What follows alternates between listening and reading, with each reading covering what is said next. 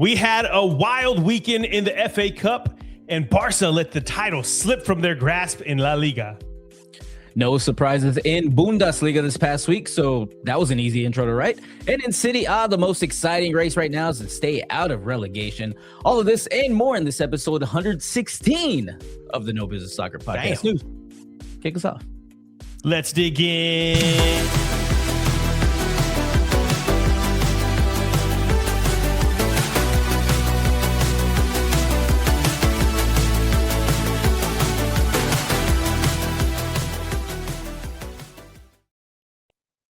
Welcome back to the No Business Soccer Podcast. I'm your host, Snooze, and we got the whole crew with us. We got J-Fam, the Brainiac in the back, Danny P on the ones and twos, and of course, my boy Hype Man Vic. What you sipping on, dog?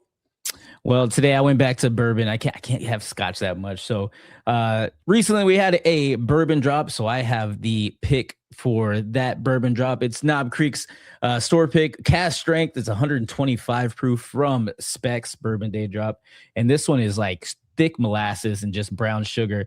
And I'm sorry, fam, a little bit of stewed cherries on there, but it's still absolutely amazing. And it's almost like warm, almost like a warm like Werther's Original whenever you're drinking it too. So while I go ahead and get a nostalgic drink of this from my grandma's favorite candy, go ahead and hit like and subscribe. It's the best way to help out the channel and say, hey, maybe these guys are pretty cool to talk to every once in a while. And yeah, cheers, everyone. You know, that was a solid one right there. That was a solid one. You might have broke your camera. I've been known to like a Werther's or two. I do like some butterscotch candies. Also, funny enough, I do like black licorice candies as well. That's another thing my wife gets on me for. That's a strange. Yeah, there's like the only one like there's a Aussie. There's like a Aussie candy, black licorice, and it was not good. That's the only one that I'll say. No. I can't remember the brand name. Got it from Lowe's, but and to break fourth wall, I have some network issues. So if you see some weirdness going on, don't mind it. We're gonna try to push through because it's causing some crazy stuff right now. And Vic, I got a lot to talk about this weekend. Got to watch a lot of soccer for the first time in a while. So you'll see my notes are quite long for some of these leagues. So, that's all good. It's observations. It's a lot of good stuff. So I guess we have to go over the Serie A, La Liga, and Bundesliga. FA Cup, we'll touch on that. We also have a look ahead for the Champions League. Well, actually, all the European leagues are back, Vic, in the knockout rounds. So we should be able to cover all of that in a pretty quick succession. So with that, let's move on. Let's go to Italy. Let's do it to Serie A.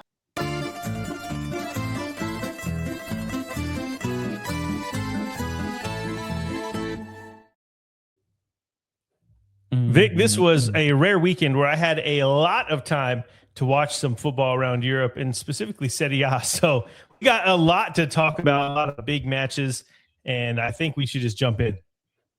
Well, let's do it. We'll jump in right into it. And of course, we'll start with your No Business Soccer Podcast, top matches and headlines for Serie A match day 25. And your first match had controversial red cards, 90th minute goals, and outstanding keeper play as Inter pull out the 3-2 win against Juve. That is right. It was a controversial win for the Nerazzurri as they get all 3 points at home in the Derby d'Italia. Cambiaso gets a brace early in the first half with an own goal and puts Inter up with an equalizer for Juve. It looked like we were getting such a great game from this one, but late in the first half, Kalulu gets sent off for a second yellow on Bastoni. And if you watch the replay, Bastoni flopped. He flopped, Vic. There's no arguments there. I don't know if you've seen it, but Kalulu touched his arm and he fell over. And then you can see as he's getting the red card, Bastoni is just like cheering in the background like he did something. It sparked a lot of controversy. But either way, it was a fast break. Bastoni looked like he made it much worse than it needed to be. Either way, the replay clearly shows, and the ref sticks with the decision. But I heard that it's because it was a second yellow, it wasn't a direct red. So because of that, they can't review in VAR for yellow cards apparently. So second yellows. It's just weird. You can review if it's a red card, but then there's 2 yellows. You get sent off, but you can't review that. I don't know. Just kind of weird. Either way, the ref sticks with it, and Kalulu sent off. Juve are down to 10 men for the rest of the match. And it was so bad that going into half, there's videos of Spalletti and Chiellini, who's now an exec for Juve. They're going it with the refs heading down the tunnel at halftime. They had to be pulled back by before getting in the face of the refs.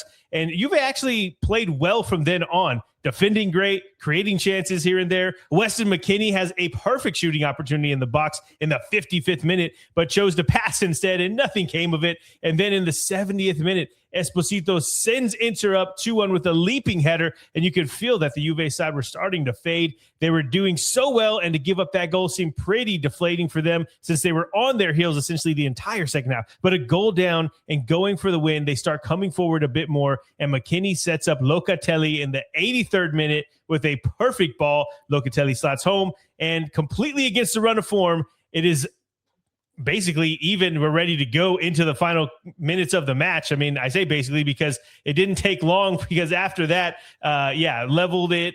And in the 90th minute, right around there, Zielinski gets the ball at the top of the box, and he does what he does, Vic. He scores. He takes one touch to turn the right way and one touch to fire it past the keeper. I mean, it was a perfect ball. San Siro goes into chaos. A hell of a game, but definitely dulled the shine a little bit with that red card, Vic. And your second match was a fun one that ended in a stalemate as Napoli and Roma split the points with a 2-2 draw. Now, this one was a little bit more like it, less controversy. Maybe some for the fans of either team, but, not too much to go around. We had another great game at the top of Serie A table. Roma went ahead early in the first half with a great run by Daniel Malin, who has just been money for Roma ever since coming in from Villa in January. And right before the break, Spinazzola has a long-range shot from outside the box, deflected in over the Roma keeper, and it was level at the half. Deep into the second half, though, Roma got a penalty after Fofana was taken down in the box, and Malin steps up and gets his brace, and it felt like Roma had all the momentum to get 3 points on the road. But after that goal, Alisson Santos and Matias Oliveira came on for Napoli, and they completely changed the game. It felt like the win was Roma's for the taking, but Santos and Oliveira got on the pitch, and they were running at the Roma defense time after time, and you felt that momentum shift. And Roma started to feel like they were just hanging on, and the dam broke in the 82nd minute with Santos scoring from outside the box on his Serie A debut for Napoli, and he levels it, and that's where it stayed. I don't think that either team could really be disappointed with this result, because by the end of it, both teams felt like they could have won it or could have lost it. So that's what you call a good match, good old draw. Not too many more entertaining matches than that one in Serie A this weekend. Well, be it as it may, those two were awesome to watch, and those were your top matches for Serie A match day 25. Let's go ahead and get into the rest of the match day. And it started on Friday as Pisa put up a fight, but can't hold off Milan as Milan win 2-1 on the road. It was almost bad news bears for Milan as they were up a goal thanks to Loftus-Cheek, and had a chance to go up 2-0 and put the game to bed. But Fulkrug misses his penalty, misses the whole damn goal. And then in the 70th minute, Pisa equalized, but no worries because Super Modric came to save the day as he swooped into the box, got onto a loose ball, puts it into the back of the net in the 88th minute, and Milan win. The black spot on the night, though, was Adrian Rabiot getting sent off for dissent in stoppage time. It means he misses the Como game coming up next, and there really was no need to do that. Milan were going to clearly win this match by the time he was arguing, and he's just such a good player. He's always had such a bad attitude. Lucky break for Como. But let's go ahead and move on. We move on to Saturday as our boys in purple get it done with a 2-1 win against Como.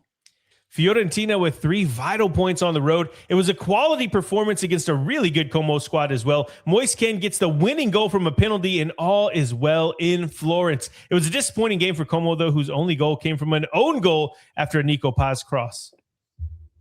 I just swallowed a little bit of that whiskey the wrong way. But from our old stomping grounds in Fiorentina, we getting it done to the other stomping grounds, coming up short as Atalanta are able to go on the road and get a 2-0 win against Lazio. It's a great win on the road for the AT Aliens as they climb up into the European contention. Our Lazio hit the bar a couple times, but were just unlucky. And credit to Atalanta. They deserved this win, and they got it. And Saturday ended with your No Business Soccer podcast top matchup. That was Inter and Juve. We talked about that, of course. So we go on to Sunday. As Udinese can't get it done at home, they fall to Sassuolo 2-1.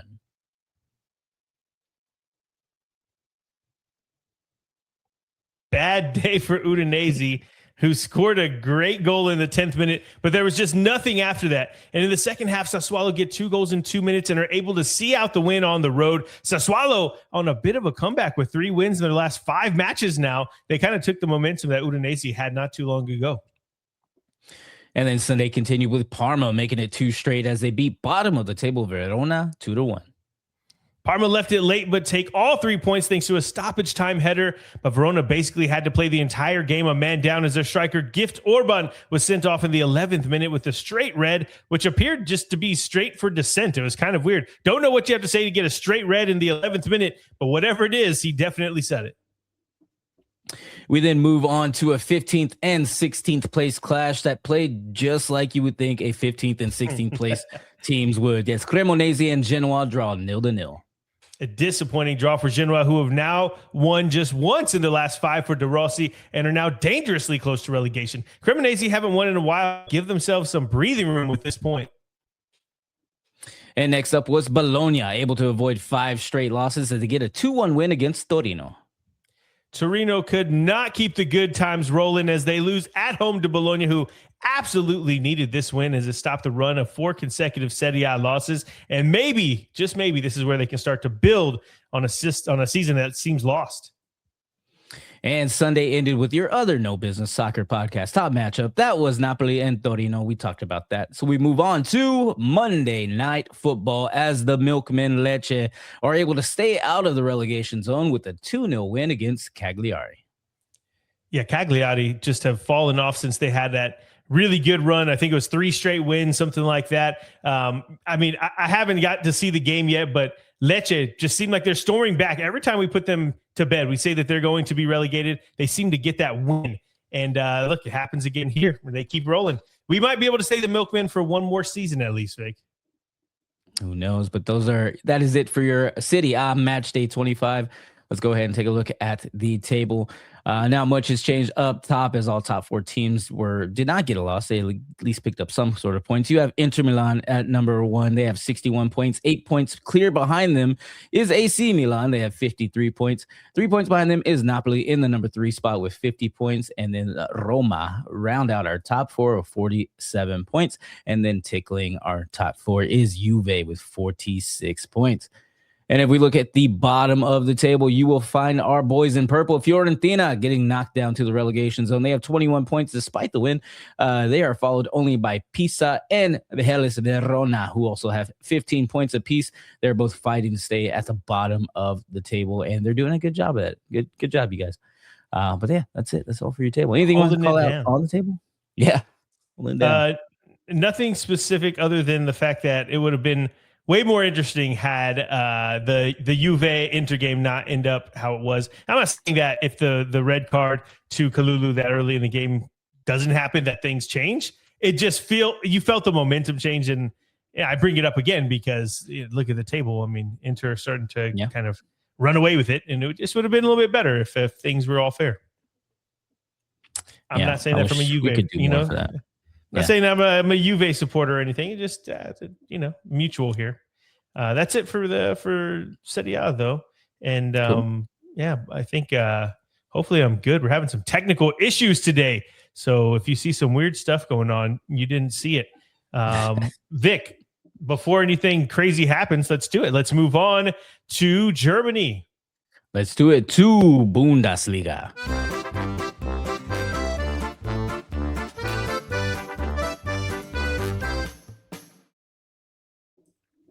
Okay.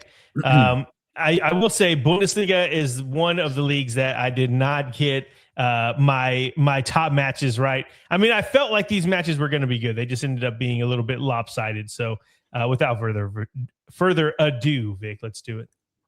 Let's do it. And we will start, of course, with your No Business Soccer podcast, top matches and headlines for Bundesliga match day 22.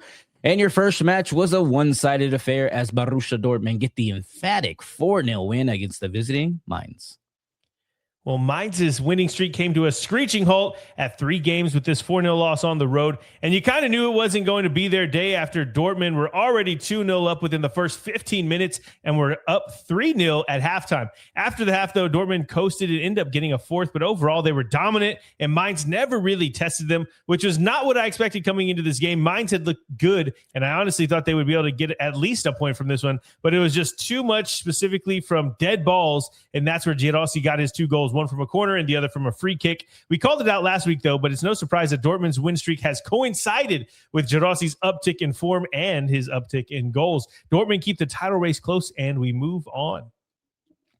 And your second match was another lopsided match, as it was your Can It Be number 3s bouncing back with a 3-0 win against Freiburg. And Vic, this is the Baden-Württemberg derby. So put some respect on that. The Baden-Württemberg derby goes to Hoffenheim as they make easy work of the Black Forest boys. And it was 3-0 with three second half goals. But I have no idea how this game went into halftime 0-0 because Hoffenheim were everywhere. They had a ridiculous goal from Kramaric called off for offside as he caught the keeper out from the halfway line, essentially, and lobbed it over his head. But it was offside, apparently. And we were robbed of a really, really good goal. But stupid VAR. I mean, it just happened all over this weekend. Even the bad luck, even though with all that bad luck in the first half, it didn't matter to the Hoff as they scored 2 goals within the first 6 minutes of the start of the second half. And they got the third in stoppage time to make the scoreline look a little bit more like the game was, which was a dominant win in the Baden-Württemberg derby. And those are your top matches and headlines for Bundesliga Match Day 22. Let's go ahead and jump into the rest of the match day. Your match day started on Friday with your No Business Soccer podcast top matchup. That was Borussia Dortmund and Mainz. We talked about it, of course. So we'll move on to Saturday as Hamburg keep their run of form with a 3-2 win against the visiting Union Berlin. This was just the third time all season that Hamburg had scored more than 2 goals in a match, and they did it in fashion here. After going down a goal early, they came back to go into halftime up 2-1, and then the man with the most German name ever, Ransford Königsdorfer, scores a ridiculous solo goal to make it 3-1. If you haven't seen it, seriously, go check it out. Union does get their second goal late to make it a little nervy, but Hamburg are just chugging along, and they get back-to-back wins. Next up was Eintracht Frankfurt, able to take care of business in front of their supporters at home, beating Borussia Mönchengladbach 3-0. Now, this is more like it for Frankfurt and Riera. 3 goals at home, clean sheet, and 3 points. And Gladbach never really tested Frankfurt outside of a couple of shots. For the first win in 9 games for Frankfurt, this was a really good one that they can build off of. And let's see if Riera can get his boys to get in shape. Next up, we had our league leaders, Bayern Munich, showing out as they get a 3-0 win against Werder Bremen. It felt like Bayern never really had to get out of first gear for this win. Kane had a brace within the first 25 minutes, and they got a third in the 70th. But other than that, it's pretty standard ass whooping by Bayern. And our next match was your other No Business Soccer podcast top matchup. That was Hoffenheim and Freiburg. We talked about that. So we go on to Bayer Leverkusen, making it 4 straight without a loss as they rout St. Pauli 4-0. 2 goals in the first half, 2 in the second, and Leverkusen rolled St. Pauli. It was never close, and it feels like this is the year that St. Pauli, they go back down because this was absolutely terrible. And Saturday ended with our cute little mascots going down as Stuttgart beat Köln. Sorry, I almost said Köln. I did say Köln, but 3-1, and it puts Stuttgart in a Champions League spot. The scoreline doesn't really show just how good Köln were in this match. Not like they were lighting Stuttgart up, but after VfB scored early, they held them to 1-0 all the way into the 80th minute where a misplaced pass ends in the back of the net for Köln, and they level it late. But in the 84th minute, Stuttgart strung together some silky smooth passes, and Demirovic gets on the end of one, and it's a 2-1 game. The third was in stoppage time from Undav as Köln were pushing up for an equalizer. Either way, it was a great game and a great result for Stuttgart, but Köln, I think there are better days ahead. We then move on to Sunday as Heidenheim continue their pursuit for the bottom of the table as they lose to Augsburg 1-0. Augsburg get back on track, and like I mentioned in the preview, if they win in this one, then the loss to Mainz never happened because now they've won 3 of their last 4, and they did just exactly that. They're a full 8 points from relegation, and it's a great result and a great day for Augsburg. And then we ended Sunday and your match day 22 with Leipzig and Wolfsburg battling to a 2-2 draw. And this moves Leipzig to to 5 out of 5 and out. Sorry, this moves Leipzig to 5 without a loss, and out of it are 5 to number 5 out of a Champions League spot. I totally was writing 2 different sentences, and I did not delete one on here. So anyway, Leipzig's in the 5 spot now, and they're out of Champions League spot. You know, I told everyone that I was having technical difficulties. I swear, I was like, dude, my stuff is just freezing in the middle of him talking. That's hilarious. It sound like it because I kept restarting. Yeah. Like, man, my stuff is really messed up. Anyway, well, while we were having technical difficulties, I had a lot to drink because we were here for a while. So that's true. That's true. You know, only an hour and a half late starting time. That's my Speaking of which, let's go ahead and continue. There you go. I think Leipzig just aren't as good as we all thought they would be. And maybe that makes sense seeing as how they came into the season with a new coach. They lost a ton of players, most notably Xavi Simons and Benjamin Sesko, and they should have lost this match, but if it wasn't for a bad pass from the keeper and they were up 1-0, it would have been, because up until that bad pass from Wolfsburg, it was all Wolfsburg. And I mean, the bad, I don't know if you've seen it, Vic, but the keeper, he passes so bad. It goes directly to a Leipzig player, and they're able to score right away to level it. And then it's just felt like Wolfsburg weren't going to be able to get out of their own way at that point. But really, it should have been a Wolfsburg win. I feel bad for them, but Leipzig, they get the draw here, and we move on. And then we move on to the end of the match day, and that's it for all your matches for match day 22 in Bundesliga. Let's go ahead and take a look at the table. Not much really changed, as all the top spots and all the bottom spots lost and won. So nothing really changed on the table. As you have Bayern Munich, of course, on top. They have 57 points. They're 6 points clear of Borussia Dortmund, who have 51 points in the number 2 spot. Hoffenheim are still your candidate B, number 3s. They have 45 points. And then Stuttgart round out our top 4 now with 42 points. Of course, knocking out Leipzig after their draw, they are now tickling the top 4. With 40 points, which is basically what I was trying to say when I kept stuttering. Then we take a look at the bottom of the table. Yeah, Werder Bremen, fresh off of their loss. They have 19 points in the relegation playoff spot. They are only followed by St. Pauli in the number 17 spot with 17 points. And then, of course, Heidenheim, a solid foundation for Bundesliga. They have 13 measly points with 4 straight losses, doing their best to stay on bottom. It feels like that's going to be the final. I mean, I know we said it last weekend, but Werder Bremen in the playoff, St. Pauli and Heidenheim, it feels like they're set for the rest of the season. Mm-hmm. Obviously, things can change, but it feels that way at this point, which seems about right. And the only thing is maybe we have a title race if Bayern drop any more points. We don't know if they will, but it's a possibility. We will see. Okay, Vic. Well. We have enough alcohol and glitchy systems to do it without taking too much longer. So let's do it. Let's go to Spain. Let's do it to La Liga.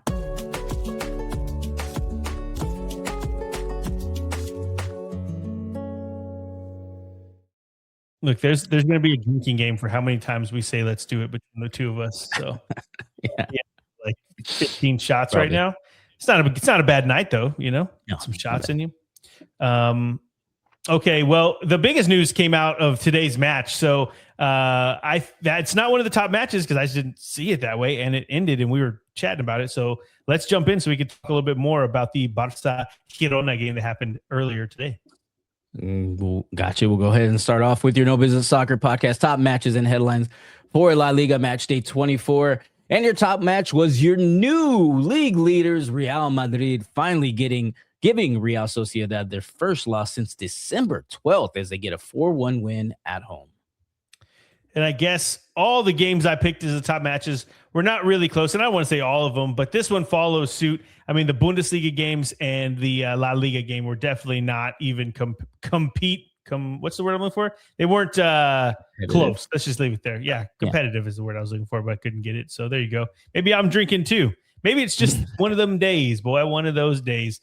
But either way, in this one, Gonzalo scores early, and that told us that this was going to be a different test for La Real. But after they leveled it through Oyarzábal's penalty, you started to think that maybe La Real could get something from this match when you see the way that Vinny was taken down in the box for the first penalty, and you could just tell up until that point, you could just tell that Real Sociedad they were a little nervy on the defensive side. Maybe offensively they were picking it up a bit, but the defensive side, they were for sure they were trying to stick to Vinicius like glue, or white on rice, or whatever you want to use, but they just kept tripping them. And then of course, when you do that in the box, Vic, that's a penalty. So either way, he gets tripped up in the box, he gets that penalty, and then of course we're sitting there at 2-1, but it's Valverde's goal was so nice. It was so easy for them at that point that they were still going into the half up 3-1, and you just felt like that was maybe going to be too steep of a hill for this Real Sociedad to climb. But I mean, the way that Real Madrid played this game is not how they had played games prior.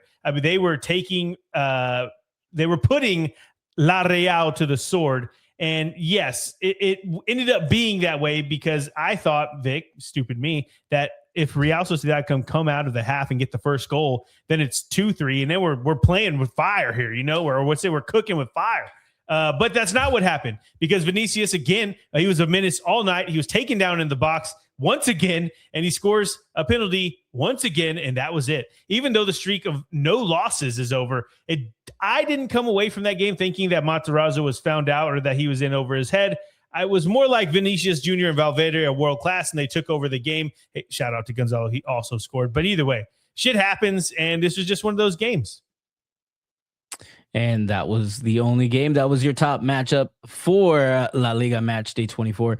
Let's go ahead and get to the rest of match day. It was pretty fun. Didn't start out as much. Didn't start out on a goalless Friday as Elche and Osasuna draw 0-0.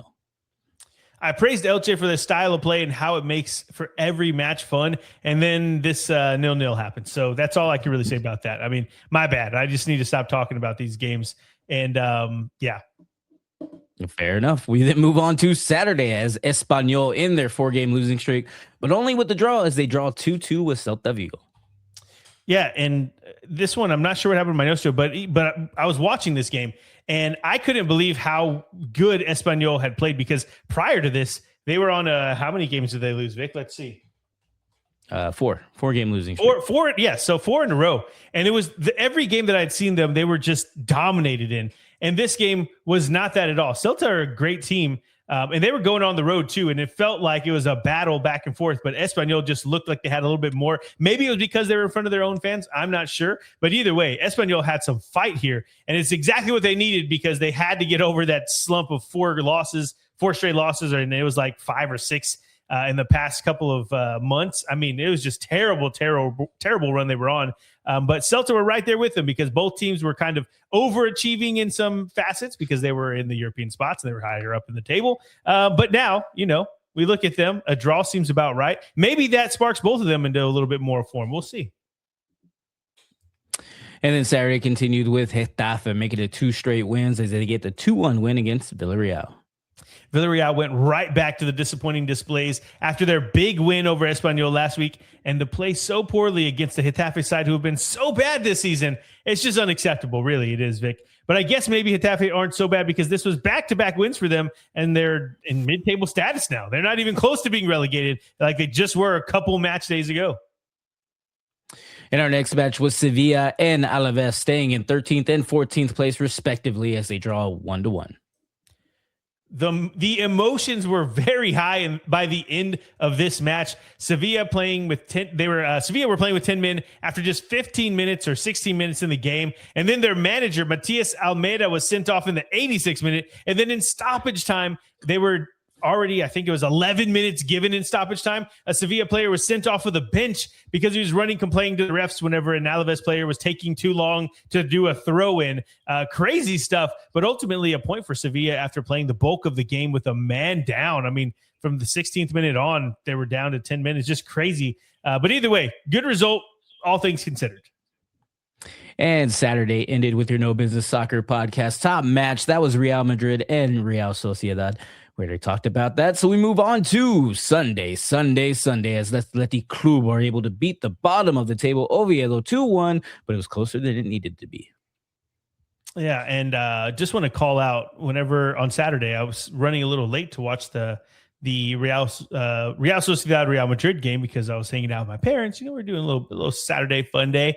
And then I came back and at halftime and it was already 3-1. And I was just like, yeah, this is this is not going to work out for a top match and headline. So anyway, I mean, most of the matches I got right, some of you don't, but either way, Sunday was a lot of fun too. And you know what I noticed about this match day, Vic? There was a lot of 2-1s, 1-2s. Let's see. Let me just, I don't know why, it just caught me. So Pisa and Milan, Como Fiorentina, Sassuolo Udinese, Parma Verona, Torino Bologna. What do we have? There's 4 of them. We had none in the Bundesliga, and then Getafe Villarreal. So we have 6, 7 for Oviedo Athletic Club, 8 Mallorca Real Betis. I mean, this is and then Girona, today, Barcelona. Yeah, I mean, crazy, almost 10. Anyway. Okay, so we're talking about Athletic Club and Oviedo. Athletic Club get back-to-back wins over the bottom clubs in the table, but they had to come back from a goal down at Oviedo after a ridiculous run from Ilyas Chaida. We'll definitely see Ilyas Chaida is the name, remember it, in La Liga next year, but we are not so sure we will see Oviedo next year because at this point, it doesn't seem like they're going to get enough points. And then Sunday continues with Rayo Vallecano climbing out of relegation as they beat Atleti 3-0 and they make it 3 straight without a win against Atleti. Rayo get a massive win in their bid to stay up and stop their skid of 3 straight losses in La Liga. They did it against the Atleti B side with Simeone heavily rotating for the knockout round clash in the Champions League for Atleti coming right around the corner. But points is points, and Rayo were helped out massively. And when you look at that table and you see where Mallorca are and you see how close everyone is, Rayo getting a free pass against an Atletico Madrid, that is a huge deal in the relegation race. I mean, I was trying to think of it in like other terms where it's like, I guess it's kind of, well, you don't play fantasy football, but it'd be like, you know, one of the big teams like resting all of their players because they already made the playoffs or something. And so you're letting a team who's not going to get in, like just win one. I mean, it's just such a massive deal for it to end like that as far as the relegation race is concerned. And again, points is points. Rayo will not care who they played. They got those points. Well, speaking of relegation, Valencia managed to stay out of the relegation zone as they get a one-sided 2-0 win against Levante. The Valencia derby wasn't a classic, but it had its fair share of action, and mostly from the Valencia side of the equation. The result almost assuredly now means that Levante are going down as they have 7 points to get out of the bottom 3, and they aren't in form at all. And then Sunday ended with Real Betis making it 3 straight wins and send Mallorca to the relegation zone with a 2-1 win. This was end-to-end stuff. Felt almost like a basketball game and was a lot of fun to watch, but not so much if you're a fan of Mallorca, as Marici is trying his best to drag this team to safety, but they just can't seem to get in a groove, and now have lost back-to-back games while the teams around them have picked up points. Betis seems to have got their mojo back, and at a perfect time, too, with Atleti dropping points and not worried about the league at the moment. So it looks like Real Betis might be able to catch Atletico Madrid in third place. And our match day 24 ended with the upset of the match day and Monday Night Football as Girona grit out a tough 2-1 win and send Barcelona from first to second. And we can just kind of talk about this one because we were watching it and chatting about it, because it was just crazy to see how off Lamine Yamal was. I mean, you haven't seen it like that in a while. Rafinha, he is just getting back into form, so it makes sense why he's not, hitting the goals. Maybe he doesn't have that groove just yet. But either way, seeing this go into the half 0-0, but literally like as they're going into half, Yamal hits the post on a penalty. And it's just like, that might come back to bite them. Probably not, because it's Barcelona. But yeah, I don't know if the same thought crossed your mind, but whenever I saw it hit the post, I was like, all right, we might have to write this one down for a note. Yeah, I remember seeing that. I was like, well, one, Lamine Yamal, like this should be happening, but it was way closer at that time that I was like, this is going to be pretty interesting for the rest of this match. Yeah, that's pretty crazy. I mean, that's a good way to put it. It's like, maybe this is going to be an interesting match. And then refreshing my memory, I'm trying to remember with the time frame of the goals. Yes, that's right. So Pau Kubarsi gets the header in the 59th minute for Barcelona. And then Thomas Lemar scores not even minutes later, which is one of the things that made me perk my ears up a little bit more, because Barcelona go up 1-0 after the half, and you're thinking, all right, this is where they kind of pour it on and start to get some momentum. But Girona, they score 3-4 minutes later to level it. And then you just think that, okay, something's up with Barca today. They let in a goal right after they score, and they miss a penalty. But of course they're going to win this. This is how it happens. But that's not what happened, Vic.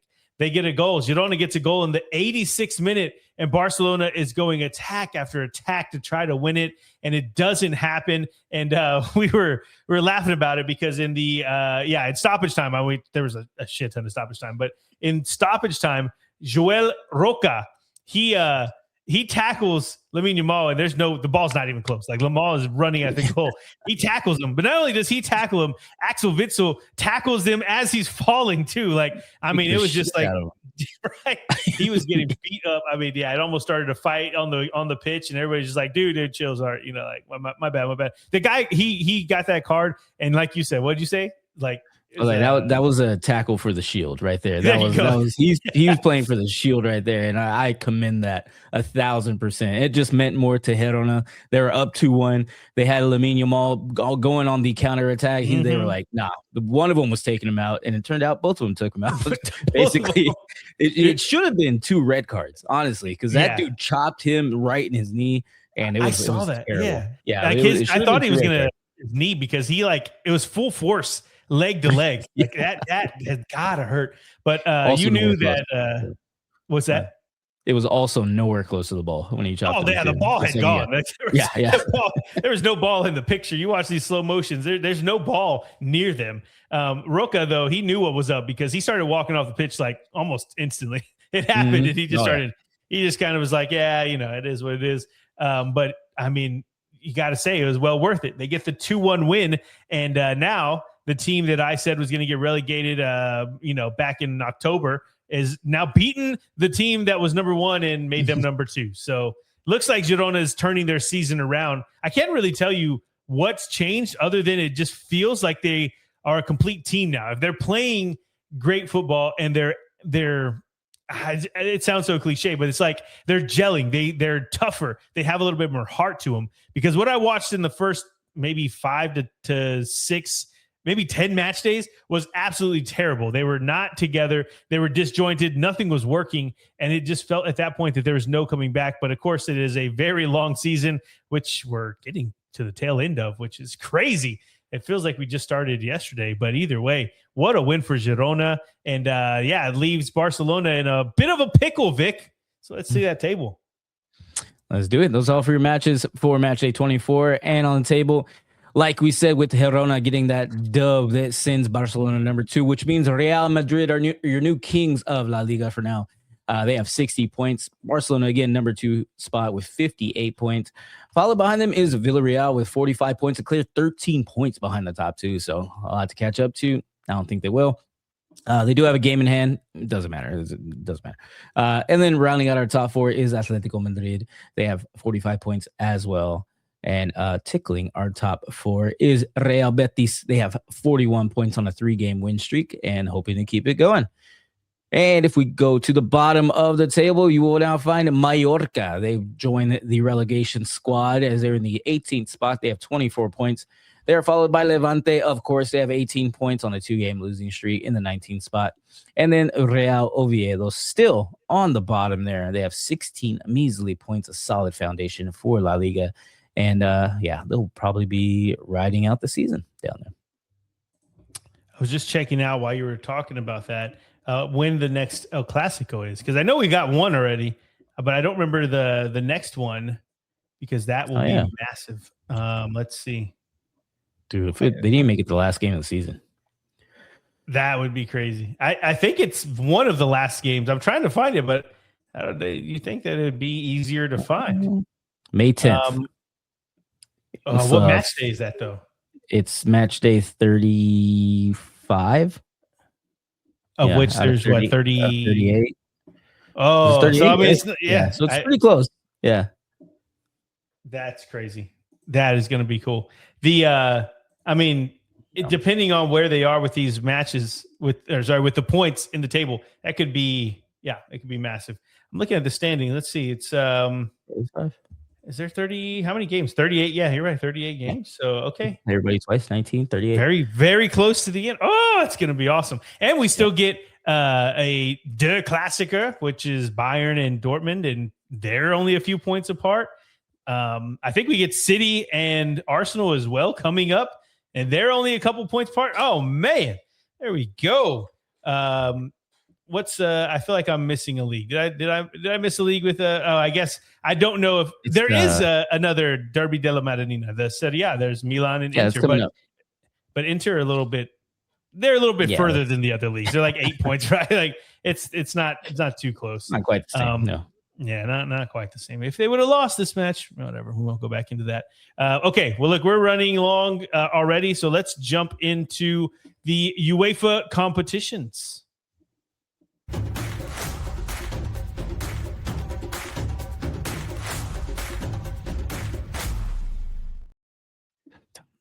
Yes. We had a couple week break from the European competitions.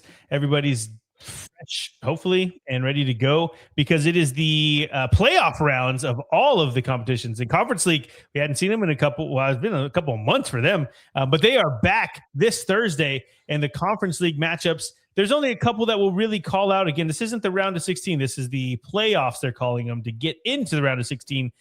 So with that in mind, some of the bigger teams that we cover, they're already into the round of 16. So there's a whole bunch of matches against with teams that you probably haven't heard of. But the teams that we cover that are in there, we have Crystal Palace versus Zinski. We also have Fiorentina versus Jagiellonia Bielefeld, which I know Vic is a fan of that.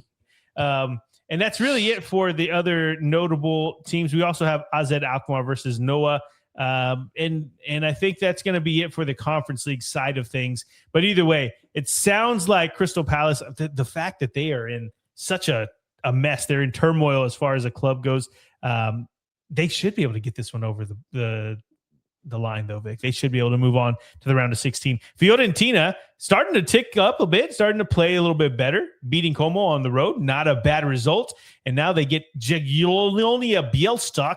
That's on the road, but I don't, maybe it doesn't matter because they're going to be that much better than them.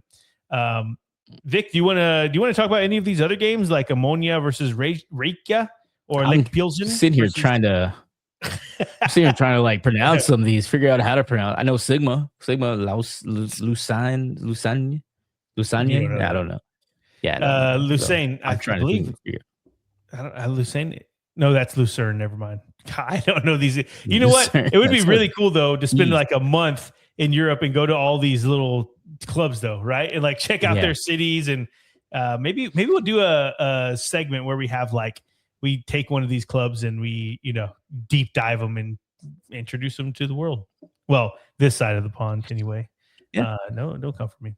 Anyway, just thought. So let's move on to the Europa League playoffs, and we have PAOK versus Celta Vigo, which is going to be a good one because PAOK had been pretty decent in the last couple of match days, as I remember. Maybe not the results-wise, but just the way that they were playing. Fun stuff. Bologna versus Brann. We also have Nottingham Forest versus Fenerbahce, which is probably the standout matchup of this playoff. We also get Stuttgart versus Celtic, which, hey, maybe that one is. I know Celtic, they're, I believe they're second or third in the I can't remember the name of the league. That's what they're called. Yeah.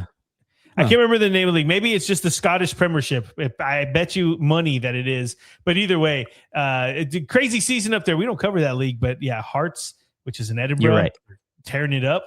They're doing great things.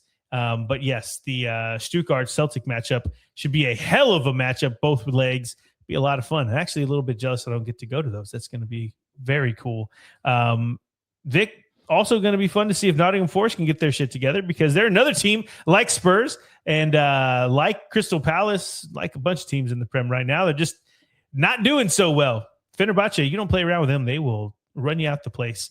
But a couple more match days here that we have to look forward to.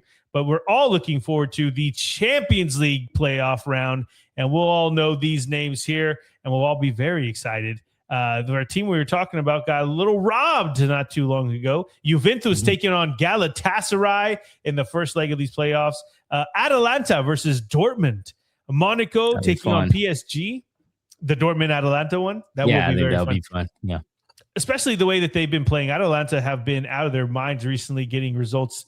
I believe they lost one or two of the last Champions League match days. But it said, yeah, they've been tearing it up. With enough time to rest, that should be a lot of fun. PSG Monaco. I think PSG played Brest, if I'm not mistaken, last knockout round.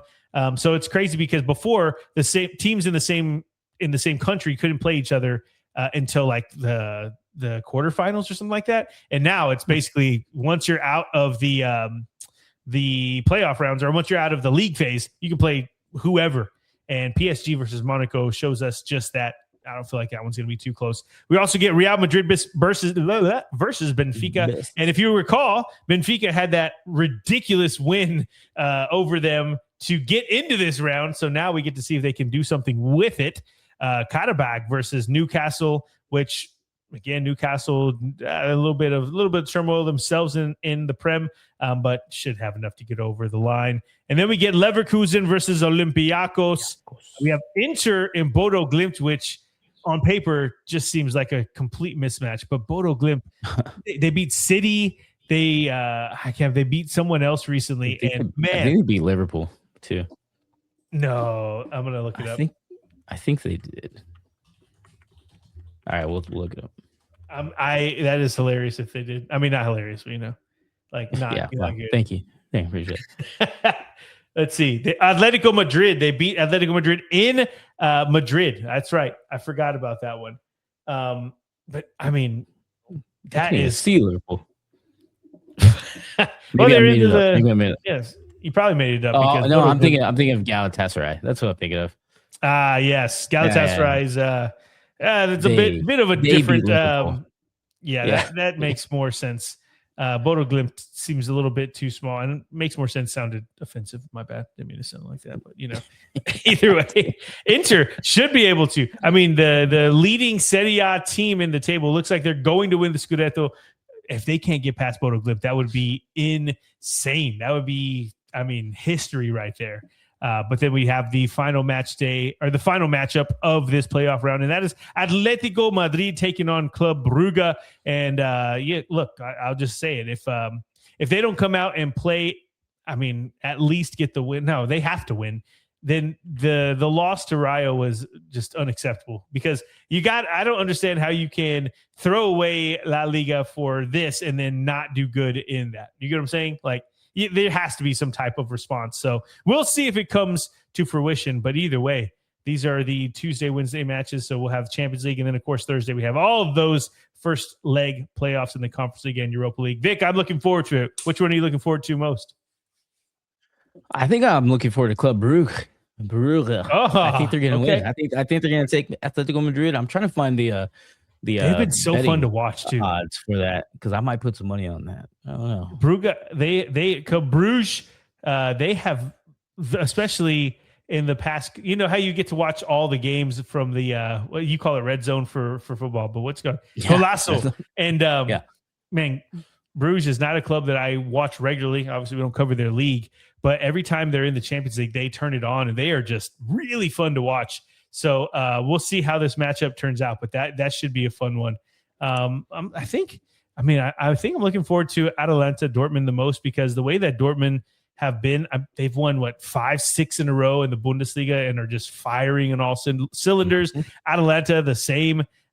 This is just it's going to be very interesting to see how it comes down. The rest of them, on paper anyways, seem pretty straightforward. But we'll have to check out, and we'll obviously recap these on our Thursday show, and hopefully have no issues technically, and we can just get on with it. Okay. I think that's it for us. DJ, we're going to play our music. Vic, take us home. Everyone, thank you for spending some time with us and talking about some European football. Be sure to like and subscribe on all of our social medias. Everything is at No Business Soccer Podcast, except for TikTok, except for Twitter. That is at No Biz Sock Pod, because those names were too damn long. Everyone enjoy this Conference League, Champions League, and of course the Europa League. Europa League. I almost said the Premier League for some reason. Europa League. It's going to be a fun midweek matches, and we will all talk to you all very soon. Peace. Cheers. Oh, you changed it up. No peace this time. You said